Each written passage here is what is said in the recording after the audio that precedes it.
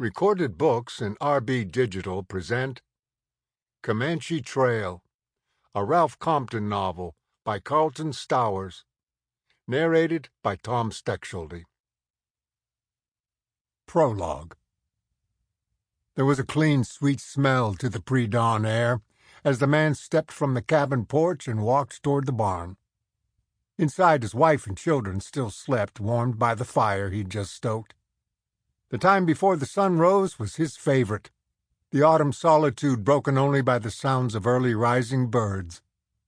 With the soreness of his muscles relieved by a night's sleep, he contemplated another day's work. He would feed his mules, milk the cow, and spread grain for the laying hens before the aroma of biscuits and brewing coffee lured him back to the house. Then there would be wood to cut, the field to till, and repair of a wheel on the wagon to be tended. In the year and a half since they had arrived from Arkansas and staked their small claim, the work had been hard, the harsh frontier environment a daily challenge. But now times were better. He'd finished building the cabin and barn, dug a well, and removed rocks in order to plow a small sandy loam field where stands of corn and grain were beginning to flourish. The family, like so many other ambitious pioneers moving west, had begun to feel they were home.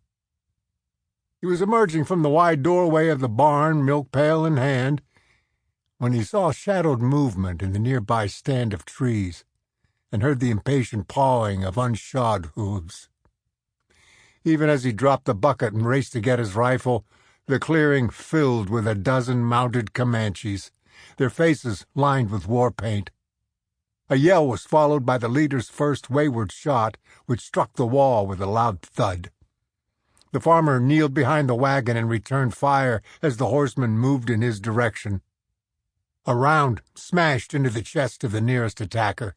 As the Indian fell from his horse, a volley of return fire ricocheted through the barn. With only the interior darkness for cover, the man was trapped as the attackers began to circle the building, their war cries growing in volume. Inside the cabin, his family was wakened by the shouts and gunshots. His wife directed the children to hide beneath the bed, then raced toward the front door where her husband's pistol hung. She had just taken it from its holster when the door swung open and a bare-chested form filled the entryway. Holding the gun with both hands, she closed her eyes and squeezed the trigger. A rifle fell from the hands of the Comanche as his face turned red with blood that gushed from one eye. Even as he was falling, another stepped over his body and shot the woman. From the barn, her husband heard the screams of his children. He left his makeshift fortress and raced toward the house. A hail of bullets and arrows struck him, and he fell forward after only a few steps. He managed to get to his knees, dizzy and gasping for breath, before one of the raiders kneeled beside him and drew a knife across his throat. The Comanches dragged the bodies of the woman and children into the yard and laid them beside the man. Then they pillaged the two small rooms, collecting the few items of value they could find. That done, they lit torches from the fireplace and set the cabin on fire.